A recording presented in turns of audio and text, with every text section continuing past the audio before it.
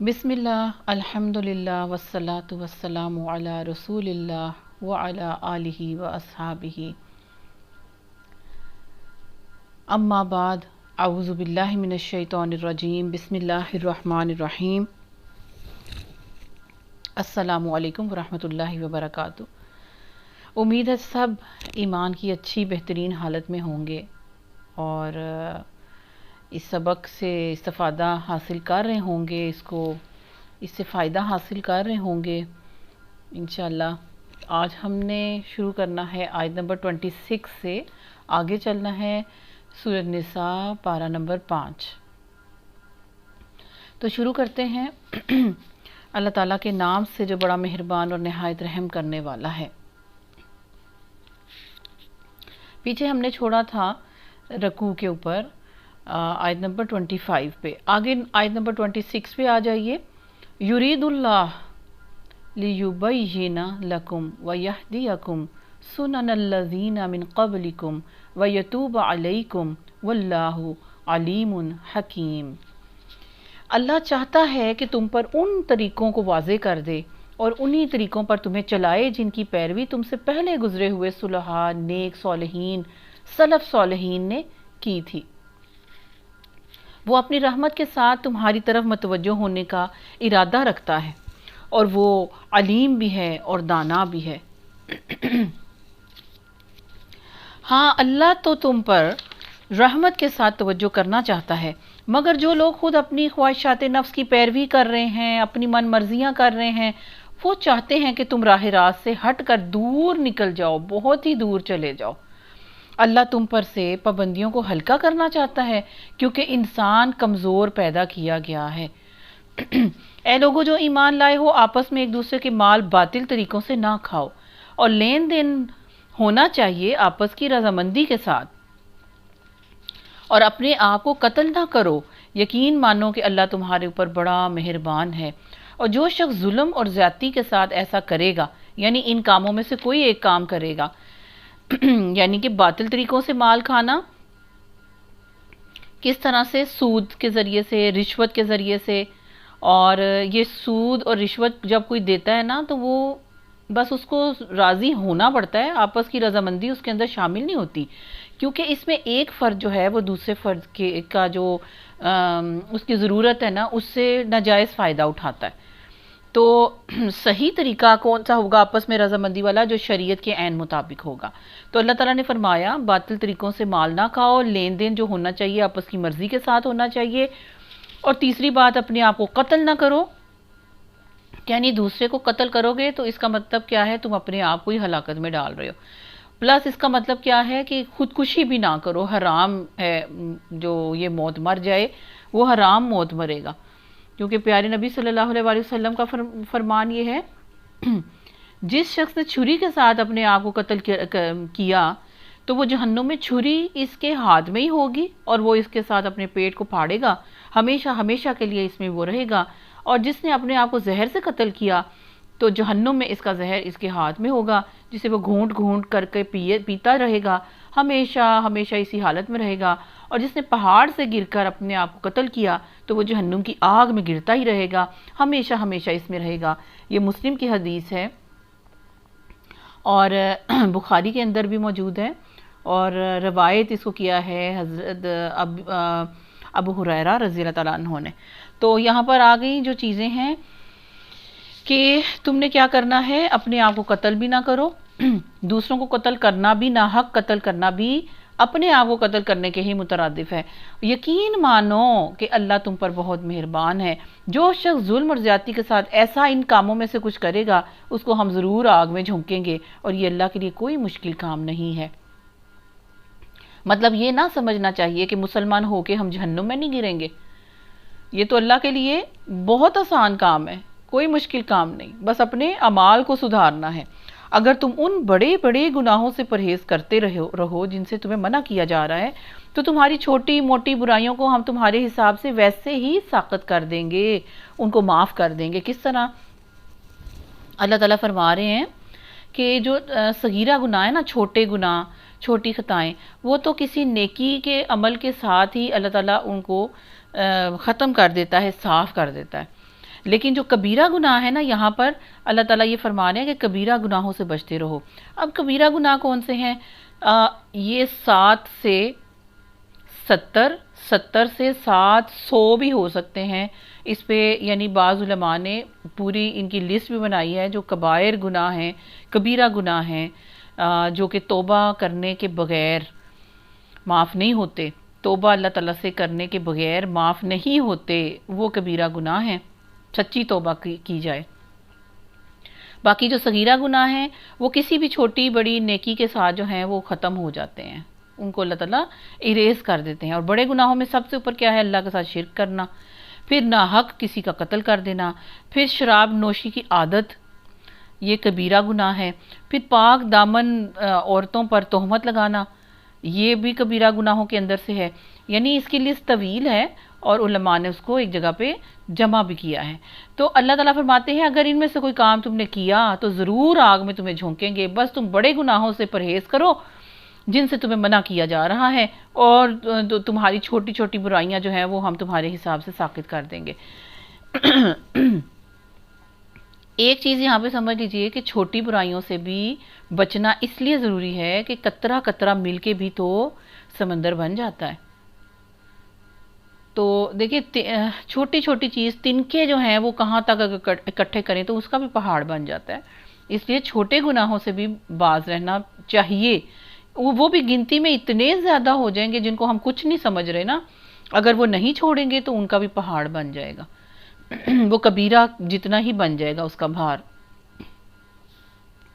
اور تم کو عزت کی جگہ اللہ تعالیٰ کہتے ہیں ہم داخل کر دیں گے جب تمہارا حساب چھوٹے گناہوں سے بھی صاف کر دیں گے اور بڑے گناہوں سے تم خود بچنا شروع ہو جاؤ گے۔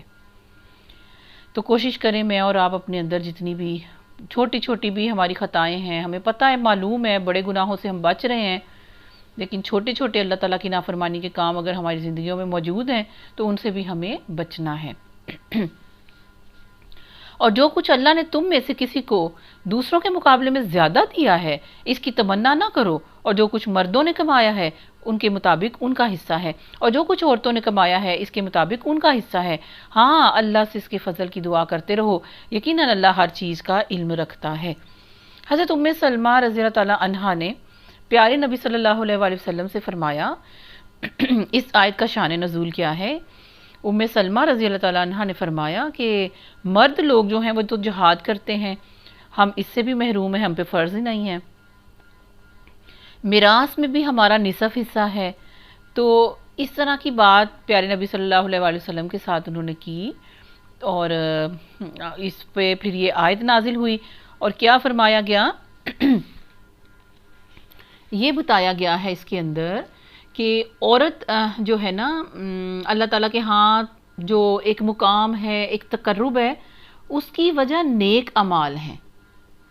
مرد کو صرف اس وجہ سے کہ وہ مرد ہے، عورت پہ کوئی فضیلت حاصل نہیں ہے اس کے عمل کو، کہ مرد نماز پڑھ رہا ہے تو اس کی نماز عورت کی نماز سے زیادہ افضل ہوگی، نہیں۔ اور عورت محض صرف عورت ہونے کی وجہ سے نیک عمل کے ثواب سے محروم نہیں ہے، لہٰذا سکھایا کیا جا رہا ہے، تم بجائے حسد کے اللہ تعالیٰ کا فضل چاہو، اللہ تعالیٰ سے مانگتے رہو۔ یہ بات اس میں اللہ تعالیٰ نے پھر جواب اتنا خوبصورت دیا کہ جو مرد کما رہے ہیں مردوں کو ان کے عمل کے مطابق نیکیوں میں اجر ملے گا، اور جو عورتیں نیکیاں عمل کر رہی ہیں ان کو ان کے عمل کے مطابق جو ہے اجر اور درجات ملیں گے۔ اور پلس کیا ہے، اللہ سے فضل کی دعا مانگتے رہو۔ کس چیز میں فضل مانگنا ہے؟ اللہ ہماری عبادتوں میں، ہماری صحت میں، ہمارے ایمان کی ترقیوں میں، ہمیں سوجھ بوجھ میں، ہمیں حکمت میں، اور ہم جو کام کر رہے ہیں، نیکی کا کام کر رہے ہیں، اس میں اللہ آپ فضل اپنا ڈال دیجئے، اس کو قبول کر لیجئے، ٹھیک ہے؟ انشاءاللہ اس طریقے پر دعا مانگتے رہیے، یقیناً اللہ ہر چیز کا علم رکھتا ہے۔ اور ہم نے ہر اس ترکے کے حقدار مقرر کر دیے ہیں جو والدین اور رشتہ دار چھوڑیں۔ اب رہے وہ لوگ جن سے تمہارے عہدوں پہ ماں ہیں، وعدے ہوئے ہیں، کوئی لین دین کا معاملہ طے ہے، سائن ہوئے ہیں پیپر، تو ان کا حصہ انہیں دو، کیونکہ وعدہ ہے تو وعدہ خلافی تو نہیں کرنی، ان کا حصہ ان کو دو، یقیناً اللہ ہر چیز پر نگران ہے۔ مرد عورتوں پر قوام ہے، الرجال قوامون علی النساء بما فضل اللہ بعضهم علی بعض، کیا فرما دیا؟ مرد عورتوں پر قوام ہے، اوپر ہے ایک درجہ۔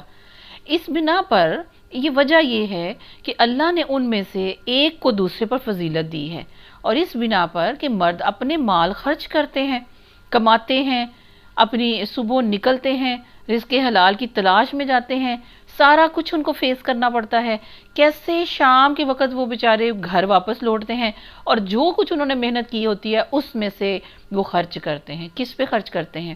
آپ پہ، آپ کے بچوں پہ، آپ کے گھر والوں پہ، آپ کی خواہشات پہ۔ کبھی دیکھا نہیں ہے آپ نے، ہم خواتین جو میری مخاطب ہیں، کہ وہ کمانے والا سب سے اینڈ پہ اپنے لیے کچھ خریداری کرے گا، ابھی عید آئے گی، انشاءاللہ پھر بھی کوئی اور موقع ہو تو دیکھیں وہ اپنے آپ کو پیچھے ہی رکھتے ہیں، حالانکہ اس مال پہ سب سے زیادہ حق کس کا ہے؟ جس نے کمایا ہے، تو وہ اوپر کیوں نہ ہو ایک درجہ؟ تو اس بنا پر اللہ تعالیٰ نے ان کو ایک درجہ اوپر دیا ہوا ہے کہ وہ اپنا مال خرچ کرتے ہیں تم پہ۔ اور مردوں کے لیے یہ بات بتا دی گئی ہے کہ تم اپنے بیوی بچوں پہ، اپنے اہل و عیال پہ جو مال خرچ کرو، اللہ کی رضا کی خاطر اگر اس کے اندر تمہاری نیت آ جاتی ہے تو وہ تمہارا صدقہ لکھا جائے گا۔ اگر کوئی مرد سن رہا ہے تو جو بھی خرچ اپنے والدین پہ، اپنے اہل و عیال پہ، اپنے بال بچوں پہ، کھانے پینے پہ، ٹھیک ہے، کپڑے پہ، جوتے پہ، گروسری آپ کر رہے ہیں، کچھ بھی جدھر بھی آپ جا رہے ہیں، اگر کوئی مرد سن رہا ہے تو وہ سن لیجئے کہ آپ اپنی نیت اللہ کے لیے خالص کر کے اگر کریں گے تو انشاءاللہ وہ صدقے کے اندر وہ مال لکھا جائے گا، اور پھر اس کے ساتھ پلس کیا چیز ہے؟ اللہ تعالیٰ صدقے کے مال میں برکت ڈالتا ہے، اس کو بڑھاتا ہے۔ تو عورتیں یہ سمجھ لیں کہ اس میں کوئی غصہ کرنے کی بات نہیں ہے، اللہ تعالیٰ نے ان پہ یہ درجہ رکھا ہے۔ بس جو صالح عورتیں ہیں وہ اطاعت شعار ہی ہوتی ہیں، اور مردوں کے پیچھے اللہ کی حفاظت اور نگرانی کے ساتھ ان کے حقوق کی حفاظت کرتی ہیں۔ عورتیں کیا ہیں جو صالح عورتیں ہیں؟ وہ گھر میں رہتی ہیں، نیک صالح عورتیں، پاکیزہ، اپنی عزت و ناموس کی حفاظت کرنے والی، اپنی چادر و چار دیواری کے تقدس کو جو ہے چار چاند لگانے والی، اطاعت شعار ہوتی ہیں، ہر حکم کے آگے بچھ جاتی ہیں، اور مردوں کے پیچھے یعنی ان کے گھر کے باہر جانے کے بعد جب وہ اللہ کے رستوں پر فی سبیل اللہ، جب وہ حلال روزی کی تلاش میں ہوتے ہیں، اس وقت اللہ کی نگرانی اور حفاظت میں یہ خواتین پہلے ہوتی ہیں، اور ان اللہ کی حفاظت اور نگرانی کے اندر ہی وہ اس مرد کے گھر، اپنے شوہر کے گھر کے حقوق کی تمام طرح سے حفاظت کرتی ہیں۔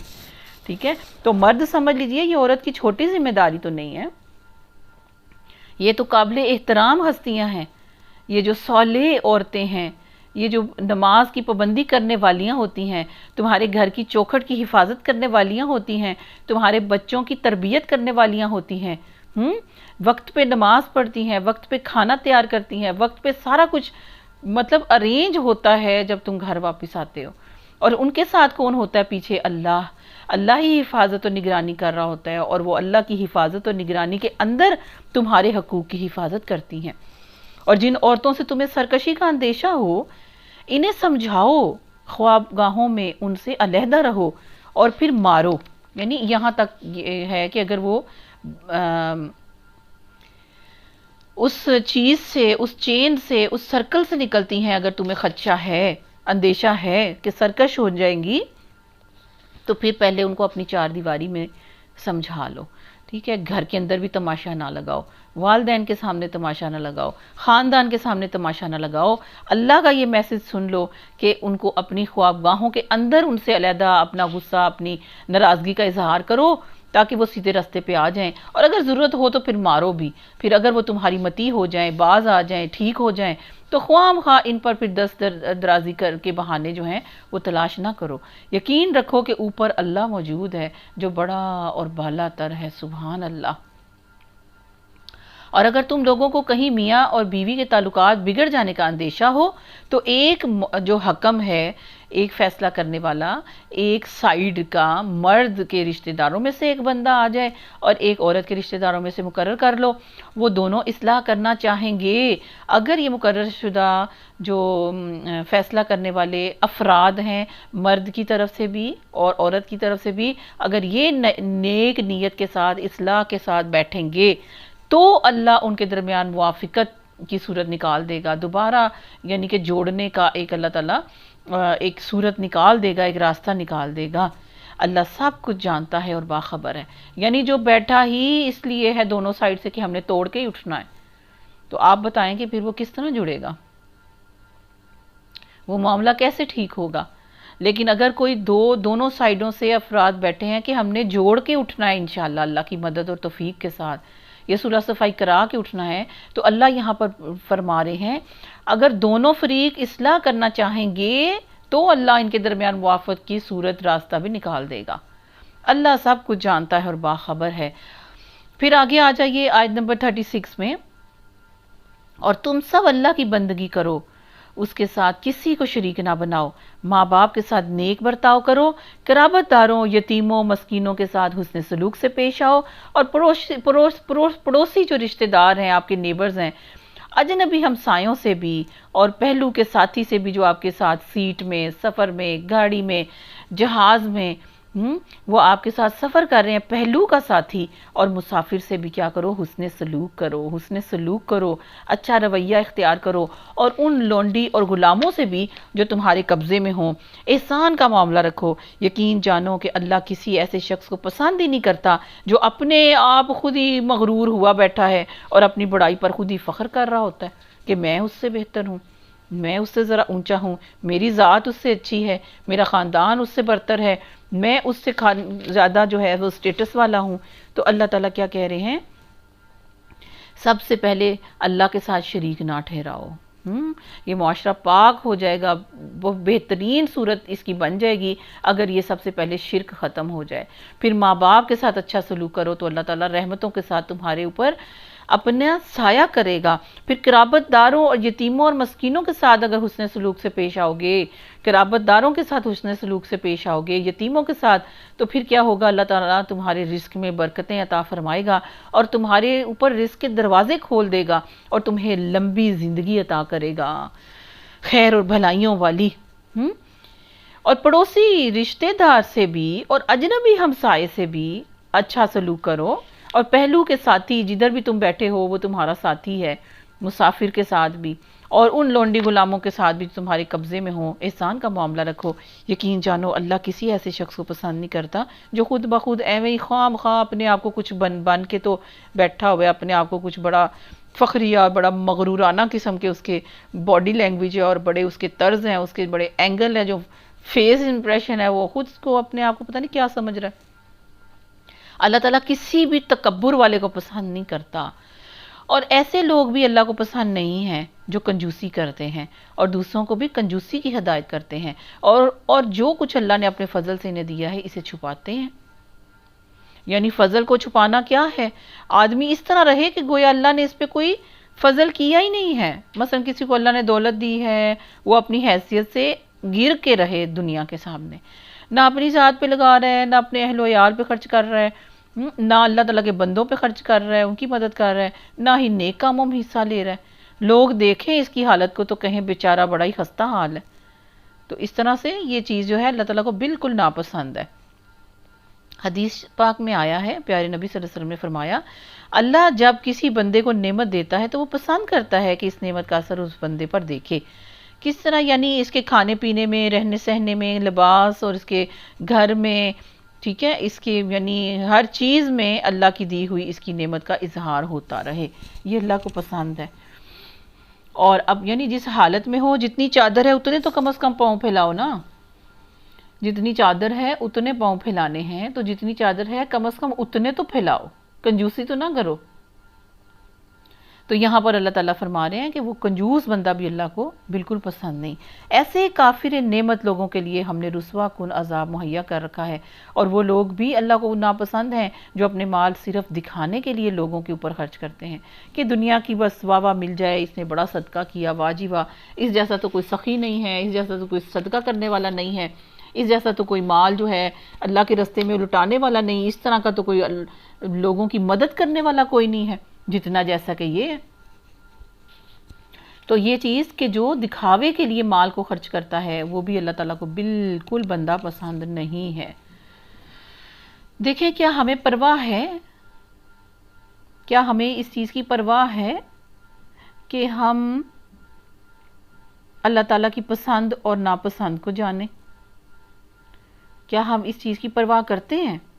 اگر آپ کو مجھے اس چیز کی پرواہ ہے کہ مجھے پتہ چلے کہ اللہ تعالیٰ کو کیا چیز پسند ہے اور کیا نہیں، تو پھر انگلی رکھ کے ان آیتوں کے اوپر سے آپ اپنے لیے سبق حاصل کریں. میں اپنے لیے اس کے اندر سے جو عملی پہلو ہیں ان کو نکالوں کہ یہ مجھے تو چاہیے، پتہ کرنا یہی چاہیے کہ اللہ تعالیٰ کو کیا پسند ہے اور اللہ تعالیٰ کو کیا پسند نہیں ہے. تو پھر جو کافر نعمت ہوتا ہے نا، جو نعمت کو چھپانے والا ہوتا ہے، نعمت کا انکار کرنے والا ہوتا ہے، اس کے لیے اللہ تعالیٰ نے بڑا ہی رسوا کن عذاب مہیا کر رکھا ہے. اور وہ لوگ بھی اللہ کو ناپسند ہیں جو اپنے مال محض لوگوں کو دکھانے کے لیے خرچ کرتے ہیں اور در حقیقت نہ اللہ پر ایمان رکھتے ہیں نہ روز آخر پر.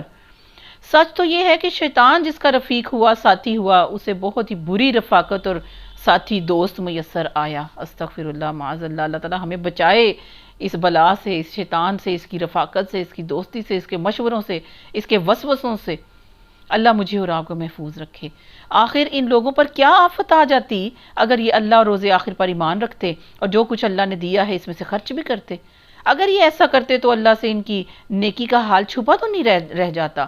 اللہ کسی پر ذرہ برابر بھی ظلم نہیں کرتا. اگر کوئی ایک نیکی کرے تو اللہ اسے دو چند کرتا ہے اور پھر اپنی طرف سے بڑا اجر بھی عطا فرماتا ہے. ایک نیکی کا کم سے کم جو ہے نا وہ 10 جو ہے نیکیاں لکھی جاتی ہیں اعمال نامے میں، جیسے کہ ہم سب جانتے ہیں.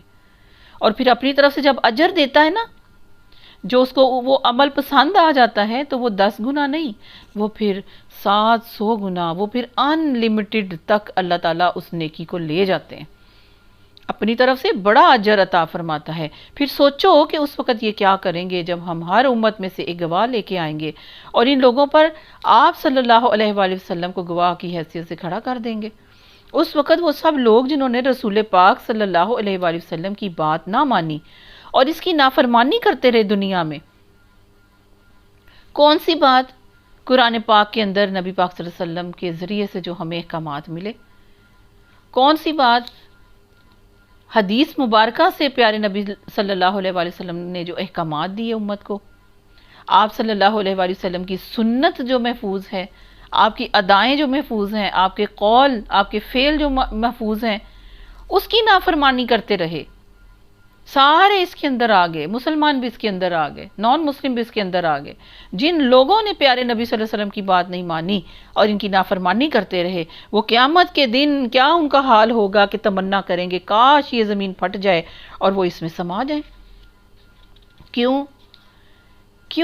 اس لیے کہ اتنی رسوائی ہوگی اس روز، اتنی رسوائی ہوگی اس روز کہ انسان کہے گا کہ اس سے بہتر تھا اتنی رسوائیوں سے، اتنا یعنی ڈانٹ اور ڈپٹ ساری دنیا کے سامنے، پیارے نبی صلی اللہ علیہ وآلہ وسلم کے سامنے، انبیاء کے سامنے، اپنے بڑوں بزرگوں کے سامنے، جن کے سامنے ہماری بڑی عزت بنی ہوئی تھی، ان کے سامنے اللہ اگر ذلیل اور رسوا کر دے، اللہ کی پناہ مانگے اس چیز سے، تو انسان کیا کہے گا کہ اللہ ذلیل کرنے سے کے عذاب سے بہتر تھا اٹھا کے خاموشی سے مجھے جہنم میں ڈال دیتا، کم از کم یہ ذلت امیز عذاب تو نہ اٹھانا پڑتا. تو آپ سوچیں کہ ابھی میرے اور آپ کے پاس کتنی مہلت ہے انشاءاللہ کہ ہم آج ہی پلٹیں اللہ کی طرف، آج ہی اس کے قرآن اور حدیث کی طرف پلٹیں، آج ہی علماء سے رابطہ کریں، آج ہی اپنے دین کو سیکھیں، آج ہی اپنی حدیث کو سیکھنا شروع کریں، اپنے قرآن کی طرف، اپنے پیارے رب کی طرف لوٹ آئیں.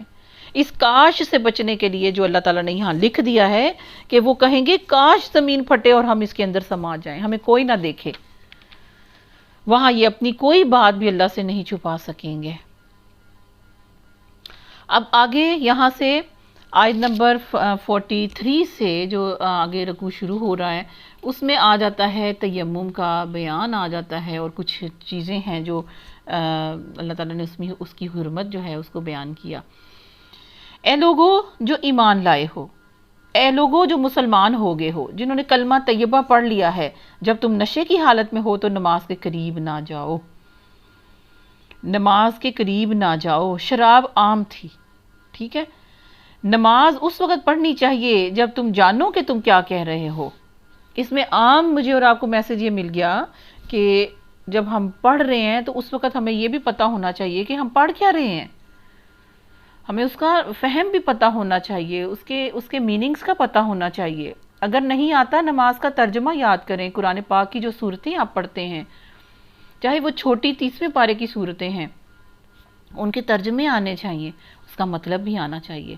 پلس اس کا مطلب یہ ہے کہ نیند آ رہی ہے، اونگ آ رہی ہے، اور اس میں آپ کو پتہ نہیں چل رہا کہ آپ کیا پڑھ رہے ہیں، تو نماز تو وہی ہے جو آپ کو پتہ چلے کہ آپ کیا پڑھ رہے ہیں۔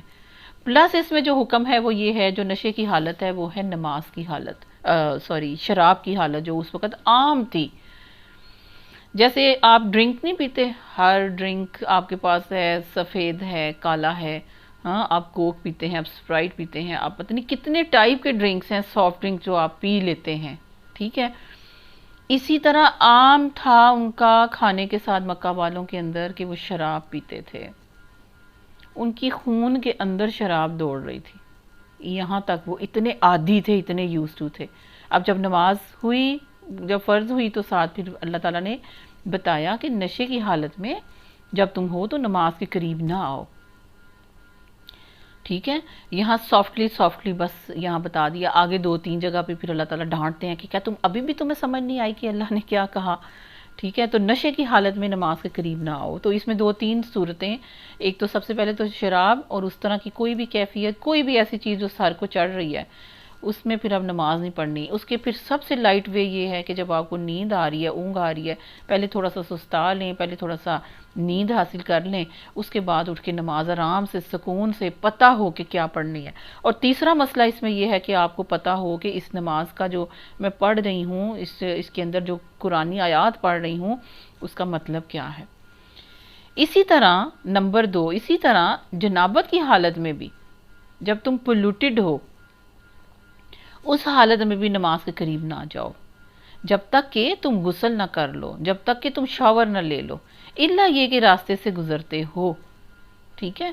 تو نماز کی حالت سے، یعنی نماز مسجد کے پاس سے یا نماز والی جگہ سے صرف اگر گزرگاہ ہے ادھر سے جانے کا بس اجازت ہے، لیکن مسجد کے اندر آ جانا یا بیٹھنا، نمازوں کی جگہ پہ بیٹھ جانا، جبکہ غسل واجب ہوا ہو، جس کی کئی ریزنز ہیں، اس وجہ سے، تو جب تک تم غسل نہیں کر لیتے، شاور نہیں لے لیتے، پاک نہیں ہو جاتے، تب تک تم جو ہو نماز کے قریب نہ جاؤ، نماز تمہاری ہوگی ہی نہیں۔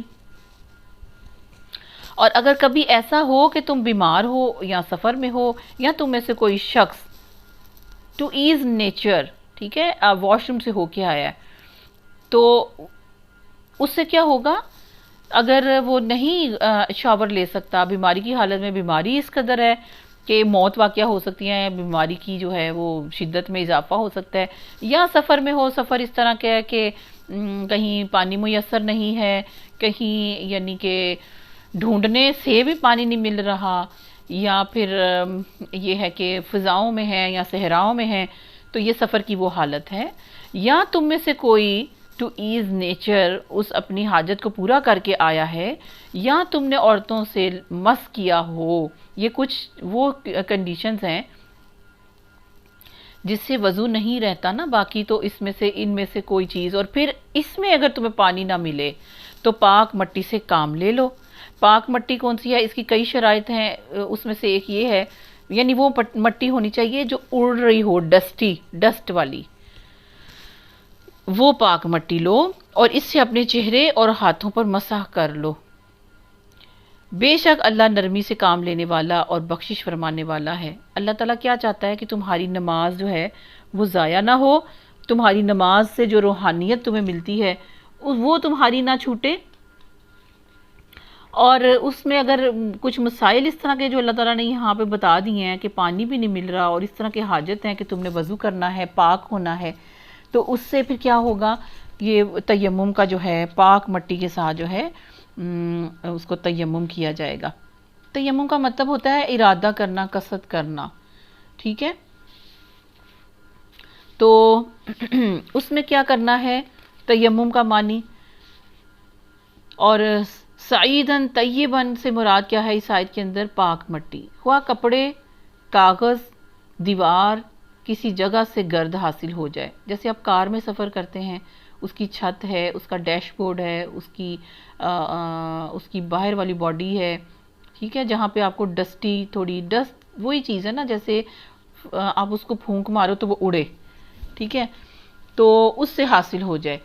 اس کی تائید میں صحیح مسلم کی ایک حدیث آتی ہے، وہ یہاں پہ کوٹ کر لیتے ہیں تاکہ تھوڑی سی اور یہ کلیئر ہو جائے بات، جس میں پیارے نبی صلی اللہ علیہ وآلہ وسلم نے فرمایا ہے کہ ہمیں 3 باتوں میں لوگوں پر فضیلت دی گئی، جن میں سے ایک یہ ہے کہ جب ہمیں پانی نہ ملے تو زمین کی مٹی ہمارے لیے پاک کر دی گئی ہے، ٹھیک ہے۔ تو یہ مسلم کی حدیث ہے۔ تیمم ہوا وضو کے لیے ہو یا غسل کے لیے ہو، یہاں دونوں چیزیں ہمیں اللہ تعالیٰ نے بتا دی ہیں۔ تیمم چاہے وضو کرنے کے لیے ہو یا غسل کرنے کے لیے ہو، دونوں کا ایک ہی طریقہ ہے، صرف نیت مختلف ہوگی۔ عمار بن یاسر رضی اللہ تعالیٰ عنہما سے روایت ہے کہ ایک جہادی سفر میں انہیں احتلام ہو گیا، یہ پولوٹڈ ہو گئے، انہوں نے زمین پر لوٹ پوٹ ہو کر نماز جو ہے نا وہ پڑھ لی، اپنی طرف سے انہوں نے اپنی سمجھ کے مطابق مٹی جو ہے اس کے اندر اپنے آپ کو رول کر لیا۔ جب پیارے نبی صلی اللہ علیہ وسلم کے پاس حاضر ہوئے تو آپ صلی اللہ علیہ وسلم نے فرمایا کہ تمہیں اتنا ہی کافی تھا۔ چنانچہ آپ صلی اللہ علیہ وسلم نے کیا کر کے دکھایا، اب یہ غور سے سن لیجئے، اپنے ہاتھوں کو زمین پر مارا، کر کے دکھایا، اپنے ہاتھوں کو زمین پر مارا، پھر ان میں پہلے پھونک ماری، اس کو آپ نے یاد کر لینا ہے، پہلے اپنے ہاتھوں کو زمین پر مارا، پھر اس میں پھونک ماری تاکہ جو ایکسیس مٹی ہے وہ اڑ جائے، اور پھر انہیں اپنے پہلے چہرے پر ملا، پھر دونوں ہتھیلیوں پر مل لیا۔ بخاری کے اندر یہ تیمم کا جو طریقہ ہے وہ پیارے نبی صلی اللہ علیہ وسلم نے جو خود کر کے دکھایا، عمار بن یاسر رضی اللہ تعالی عنہما، حضرت عمار اور حضرت یاسر دو صحابی ہیں، باپ بیٹے، اس لیے رضی اللہ تعالی عنہما۔ تو یہ طریقہ آپ نے جان لینا ہے، یاد کرنا ہے، اس کو آگے سپریڈ بھی کرنا ہے۔ اسی طرح ایک غسل جو نبی پاک صلی اللہ علیہ وسلم نے غسل کا طریقہ بتایا ہے، وہ بھی انشاءاللہ اس کی تھوڑی سی ریکارڈنگ ہو جانی چاہیے، اس کو بھی انشاءاللہ شیئر کریں گے تاکہ اس کے مطابق جو غسل کرے گا نا وہی پاک ہوگا، وہی پاک ہو سکتا ہے۔ جو پیارے نبی صلی اللہ علیہ وسلم کی سنت کے مطابق غسل نہیں کرتا نا، غسل مطلب پاک ہونے کے لیے، جب وہ پولوٹڈ ہے کسی بھی ریزن کی وجہ سے، اس پہ غسل فرض ہوا ہے نا، تو اگر وہ پیارے نبی صلی اللہ علیہ وسلم کی سنت کے مطابق نہیں کرتا تو وہ کبھی پاکی لے ہی نہیں سکتا۔ اتنا سینسٹیو یہ جو ہے نا ایشو ہے، تو یہ آپ نے جان لینا ہے۔ اس سے ہمیں معلوم ہوا کہ پیارے نبی صلی اللہ علیہ وسلم کا بتایا ہوا تیمم کا طریقہ یہی ہے کہ ایک دفعہ زمین پر ہاتھ مار کر، اس میں پھونک مار کر، چہرے کو پہلے اور ہتھیلیوں پر بعد میں مل لیا جائے۔ بعض احادیث میں 2 دفعہ بھی زمین پہ ہاتھ مارنے کا اور کوہنیوں تک ملنے کا ذکر ہے، مگر وہ احادیث یا تو صحابہ کا اجتہاد ہے یا وہ کمزور احادیث ہیں۔ تو زیادہ سٹرونگ حدیث جو ہے نا، صحیح ترین، وہ یہی ہے جو عمار بن یاسر رضی اللہ تعالیٰ عنہما سے آئی ہے۔ ٹھیک ہے جی، امید ہے کہ یہ میسج آپ تک اچھے طرح سے پہنچ چکا ہوگا۔ اللہ مجھ سے بھی آپ سے بھی قبول فرمائے، آمین۔ اللہ تعالیٰ نرمی کرنے سے بے شک اللہ نرمی سے کام لینے والا ہے اور بخشش فرمانے والا ہے۔ تم نے ان لوگوں کو بھی دیکھا جنہیں کتاب کے علم کا کچھ حصہ دیا گیا، وہ خود ضلالت کے خریدار بن گئے، گمراہی کے خریدار وہ خود بنے ہوئے ہیں اور چاہتے ہیں کہ تم بھی گمراہ ہو جاؤ۔ اللہ تمہارے دشمنوں کو خوب جانتا ہے اور تمہاری حمایت اور مددگاری کے لیے اللہ ہی کافی ہے۔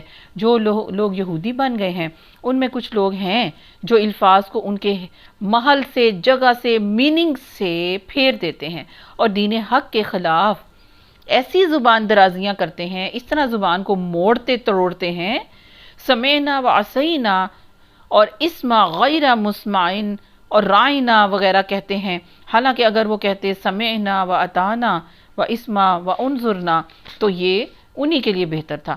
یعنی وہ عبرانی زبان میں نا عربی کے کچھ لفظ کے میننگ جو ہیں اس کے اندر جا کے چینج ہو جاتے ہیں۔ جب وہ بولتے تھے تو یہاں پر کچھ عبرانی زبان والے بھی موجود تھے صحابہ جو یہ جانتے تھے کہ یہ کیا اپنی زبان کو تھوڑا سا ایسے موڑتے ہیں کہ وہی لفظ اس کا میننگ چینج ہو جاتا ہے۔ تو اللہ تعالیٰ نے بتایا کہ اپنی زبانوں کو اس طرح سے موڑتے ہیں، اگر یہ مان لیتے نا، اگر یہ صحیح طریقے پر رہتے تو یہ انہی کے لیے بہتر تھا اور زیادہ راز بازی کا طریقہ تھا، مگر ان پر تو ان کے باطل پرستی کے بدولت اللہ کی پھٹکار ہی پڑی ہوئی ہے، اس لیے وہ کم ہی ایمان لاتے ہیں۔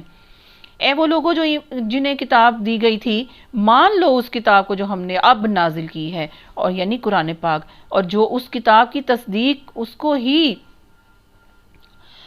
سچ ثابت کرتی ہے جو تمہارے پاس پہلے سے موجود تھی، اس پر ایمان لے آؤ قبل اس کے کہ تمہارے چہرے بگاڑ کر پیچھے پھیر دے یا ان کو اس طرح لعنت زدہ کر دیں جس طرح سبت یعنی ہفتے والوں کے ساتھ ہم نے کیا تھا۔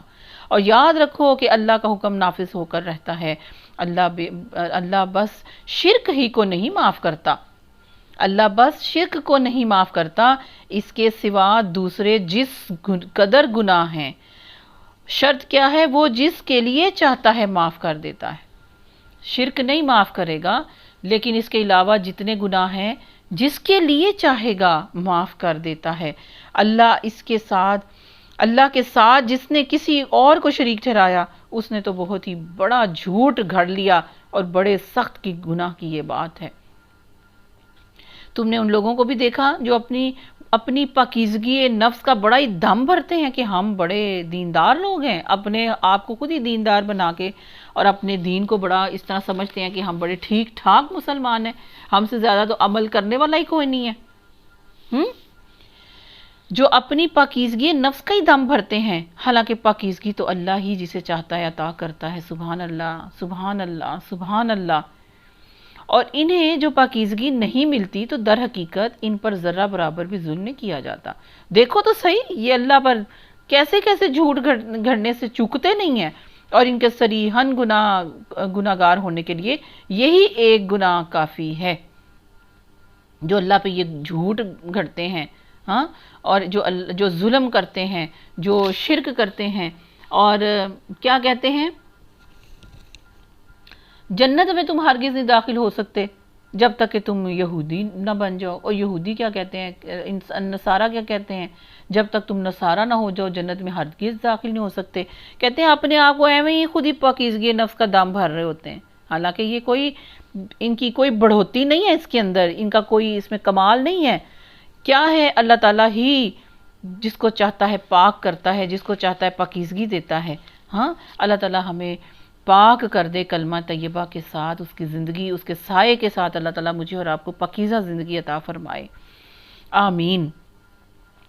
کیا تم نے ان لوگوں کو نہیں دیکھا جنہیں کتاب کے علم میں سے کچھ حصہ دیا گیا ہے اور ان کا حال یہ ہے کہ جبت اور طاغوت کو مانتے ہیں اور کافروں کے متعلق کہتے ہیں کہ ایمان لانے والوں سے تو یہی زیادہ صحیح راستے پر ہیں۔ یعنی اتنی خباثت ہے ان کے اندر، اتنی کدورت ہے ان کے اندر، اتنا وہ جھوٹ بول رہے ہیں کہ جو مسلمان ہونا چاہتے ہیں ان کو یہ بات کرتے ہیں کہ دیکھو یہ جو ایمان لے کے آئے ہیں نا مسلمان، یہ جو کلمہ پڑھ کے آئے ہیں، یہ جو کلمہ پڑھ رہے ہیں یا پیارے نبی صلی اللہ علیہ وسلم کے فالوورز کے اندر سے بن گئے ہیں، ان سے بہتر تو وہ کافر ہیں۔ اللہ اکبر، استغفر اللہ۔ حالانکہ یہ کون ہے کہنے والے، یہ اہل کتاب ہیں جن کو پتہ ہے کہ یہ سچے نبی ہیں۔ حضرت عمر فاروق رضی اللہ تعالیٰ عنہ نے فرمایا، جبت سے مراد جادو اور طاغوت سے مراد شیطان ہے۔ ٹھیک ہے، جبت کا لفظ بت کے لیے بھی آتا ہے، کاہن جادوگروں کے لیے آتا ہے، اور اس قسم کی دوسری جتنی بھی چیزیں ہیں اس میں استعمال ہوتا ہے. ٹھیک ہے، تو اسی طرح سے یہ کیا کہتے ہیں اس مذہب کو، اور پھر طاغوت یعنی شیطان کو ماننے والے، اور ان چیزوں کو، کاہنوں کو، جادوگروں کو، بتوں کو ماننے والے، وہ کافر مسلمانوں سے زیادہ بہتر ہیں. یہ کون کہہ رہا ہے؟ اہل کتاب. توبہ استغفر اللہ. ایسے ہی لوگ ہیں جن پر اللہ نے لعنت کی، اور جس پر اللہ لعنت کر دے پھر تم اس کا کوئی مددگار نہیں پاؤ گے. کیا حکومت میں ان کا کوئی حصہ ہے؟ اگر ایسا ہوتا تو یہ دوسروں کو ایک پھوٹی کوڑی تک نہ دیتے.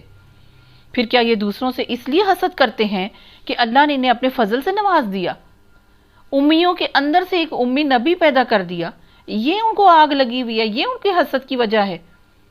اگر یہ بات ہے تو انہیں معلوم ہو کہ ہم نے تو ابراہیم علیہ السلام کی اولاد کو کتاب اور حکمت عطا کی اور ملک عظیم بخش دیا، مگر ان میں سے کوئی اس پر ایمان لایا اور کوئی اس سے منہ موڑ گیا. اور منہ موڑنے والوں کے لیے تو بس جہنم کی بھڑکتی ہوئی آگ ہی کافی ہے. جن لوگوں نے ہماری آیات کو ماننے سے انکار کر دیا ہے، انہیں بالیقین ہم آگ میں جھونکیں گے جس میں کوئی شک نہیں، اور جب ان کے بدن کی کھال گل جائے گی تو اس کی جگہ دوسری کھال پیدا کر دیں گے تاکہ وہ خوب عذاب کا مزہ چکھیں. اللہ بڑی قدرت رکھتا ہے، یعنی وہ یہ کر سکتا ہے، اس کے لیے کچھ بھی مشکل نہیں، اور اپنے فیصلوں کو عمل میں لانے کی حکمت بھی وہ خوب جانتا ہے کہ ان چیزوں کو کس طرح سے کرنا ہے. اللہ تعالیٰ مجھے اور آپ کو جہنم کی آگ کو چھونے سے بھی بچا لے. اللہ تعالیٰ اس کے گرم جھونکوں سے بھی مجھے اور آپ کو بچائے، اس کی گرم ہواؤں سے بھی مجھے اور آپ کو بچائے. کہاں وہ اس کے اندر گر کے جلنا، اور جل کے پھر اور جلنا، اور چمڑی دے دینا، اور پھر جلنے کا عذاب. اللہ تعالیٰ مجھے اور آپ کو عذاب جہنم سے بچائے. اللہ تعالیٰ تمام مسلمانوں کو عذاب جہنم سے محفوظ رکھے، سب مسلمانوں کو ہدایت پر اللہ تعالیٰ لے آئے. اللہ تعالیٰ سارے مسلمانوں کو شرک سے پاک کرے.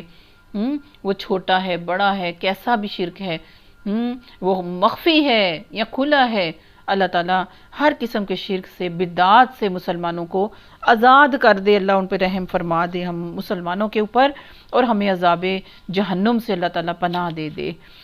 آمین. اور جن لوگوں نے ہماری آیات کو مان لیا اور نیک عمل کیے، ان کو ہم ایسے باغوں میں داخل کریں گے جن کے نیچے نہریں بہتی ہوں گی، جہاں وہ ہمیشہ ہمیشہ رہیں گے، اور ان کو پاکیزہ بیویاں ملیں گی، اور انہیں ہم گھنی چھاؤں میں رکھیں گے. ربنا جعلنا منہم. اللہ تعالیٰ حق اور سچ کے ساتھ دینے والا مجھے اور آپ کو بنائے. اللہ تعالیٰ کلمہ طیبہ کے سائے میں زندگی گزارنے والا مجھے اور آپ کو بنا دے، ہماری نسلوں کو بنا دے، اور ہمیں ان بہتی ہوئی جھرنوں کے اندر، یعنی کہ ان خوبصورت چھاؤں کے اندر، ان خوبصورت باغات کے اندر نیک اعمال کے ذریعے سے اللہ تعالیٰ فرما رہے ہیں جو نیک اعمال کرے، اللہ ایسے خوش بختوں میں مجھے اور آپ کو شامل فرمائے. آمین. آگے آیت نمبر ہے 58.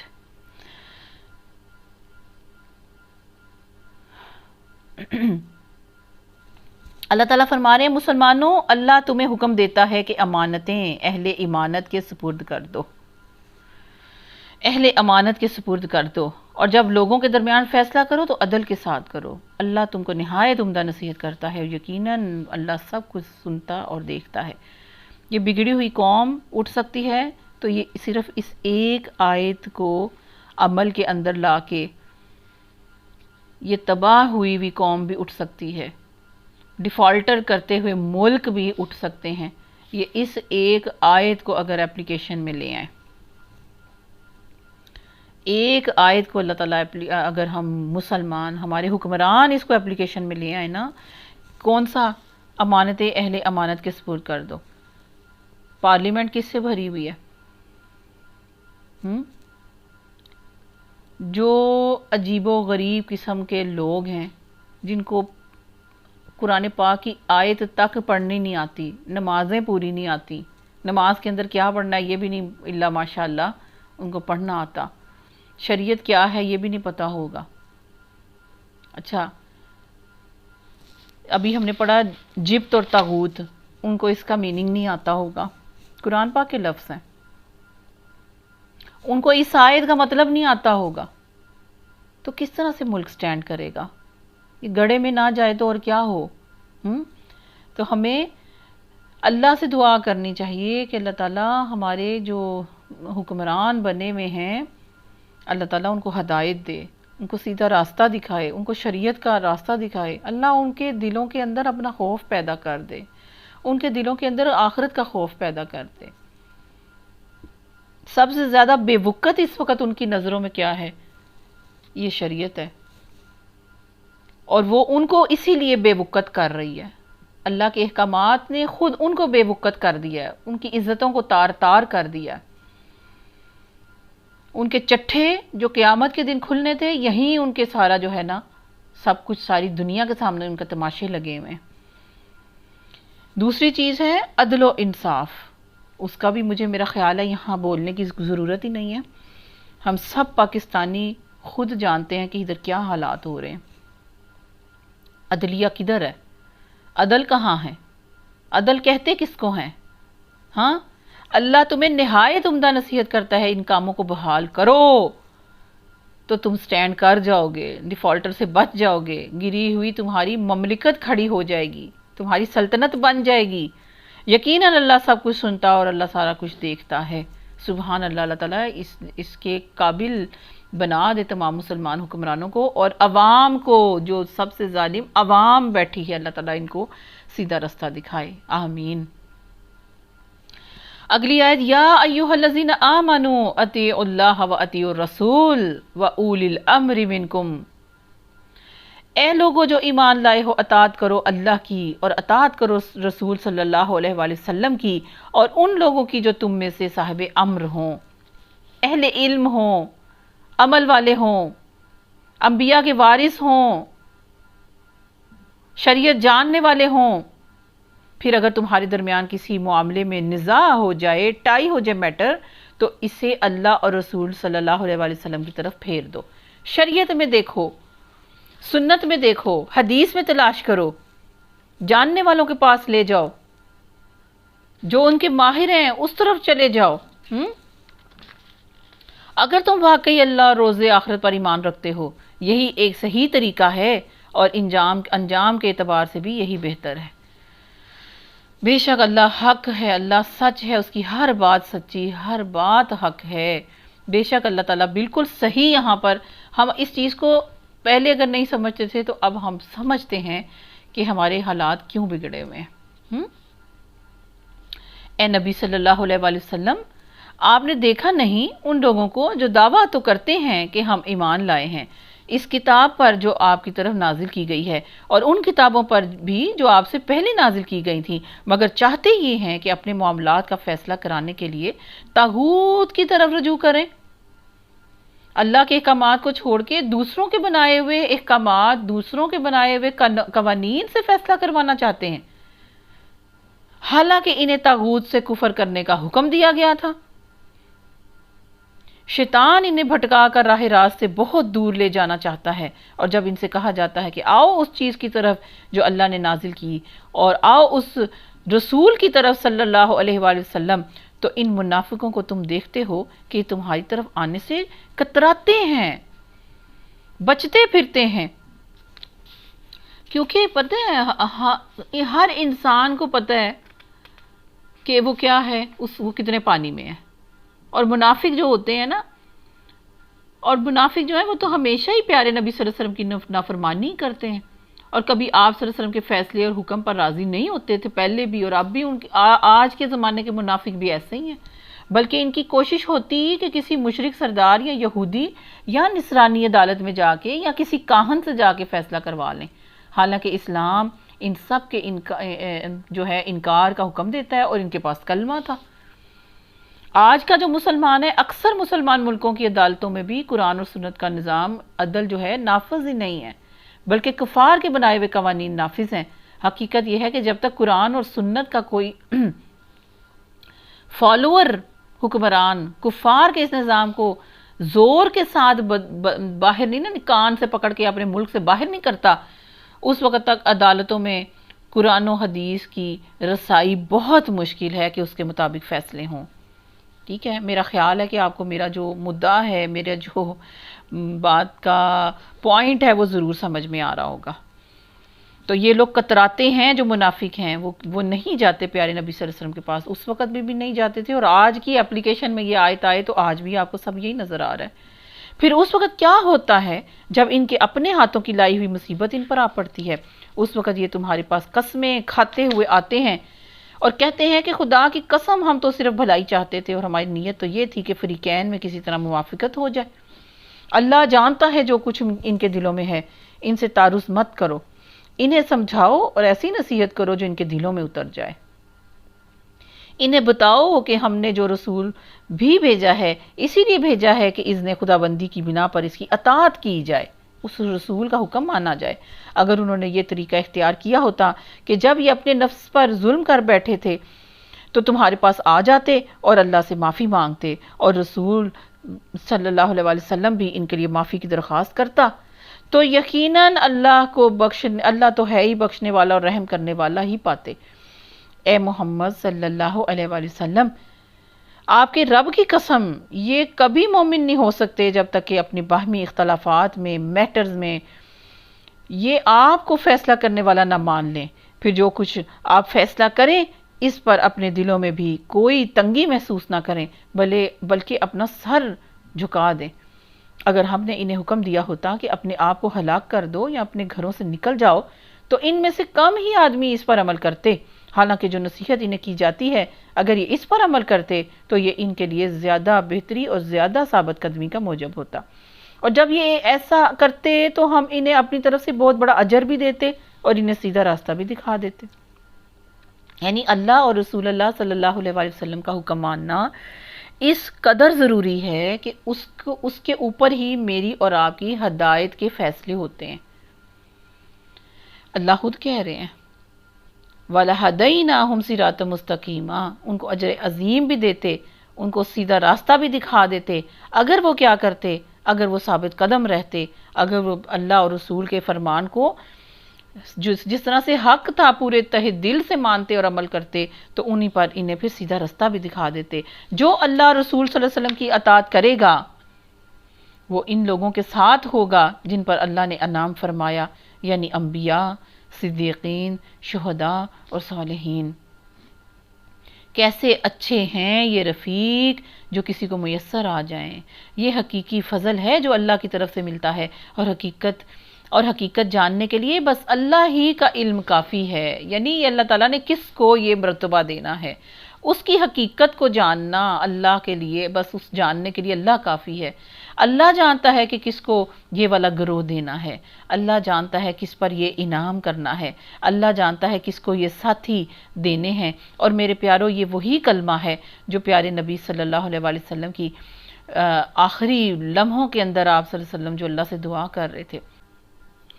اللہ تعالیٰ مجھے اور آپ کو یہ گروہ، اس کے ساتھ شامل ہونا، اس کے ساتھ جو ہے ہمارا حشر ہونا، یہ سارا کچھ اللہ میرے اور آپ کے مقدر میں لکھے، میرے اور آپ کی قسمت میں لکھے، ٹھیک ہے۔ اور اللہ تعالیٰ سے یہ دعا بھی کرنی چاہیے کہ اللہ تعالیٰ ہمیں رفیق اعلیٰ پتہ کون ہے؟ اللہ تعالیٰ کی اپنی ذات۔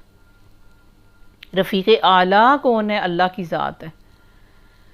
اور بہت اچھا گروہ کون ہے؟ فَأُولَٰئِکَ مَعَ الَّذِينَ أَنْعَمَ اللَّهُ، جس پر اللہ تعالیٰ نے انعام کیا نا، علیہم، ان پر، وہ کون ہے؟ نبیین، صدیقین، شہداء و صالحین۔ یہ ہے وہ عمدہ ترین گروہ۔ اور وہ کیا ہے؟ شرط کیا ہے؟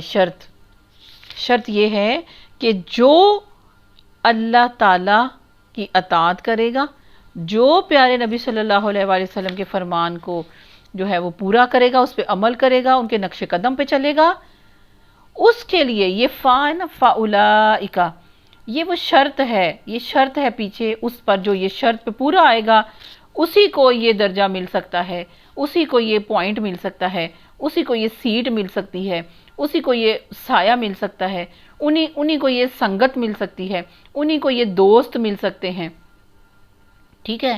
تو یہ عمدہ ترین گروہ جو ہے اس میں شامل ہونے کے لیے سب سے عمدہ ترین جو ہے وہ شرط کیا ہے؟ بہترین اور عمدہ ترین اور مہنگی ترین، اور یعنی بہت ضروری کہ وہ اللہ اور رسول اللہ صلی اللہ علیہ وسلم کے کہنے پر اللہ کی اتاری ہوئی شریعت پر، پیارے نبی صلی اللہ علیہ وسلم کی احادیث و سنت پر، بدعات سے بچتے ہوئے، شرک سے بچتے ہوئے، ہر خرافات سے بچتے ہوئے، طاغوت سے بچتے ہوئے، جبت سے بچتے ہوئے وہ اپنی زندگی اس کلمے کے سائے کے نیچے گزار دے۔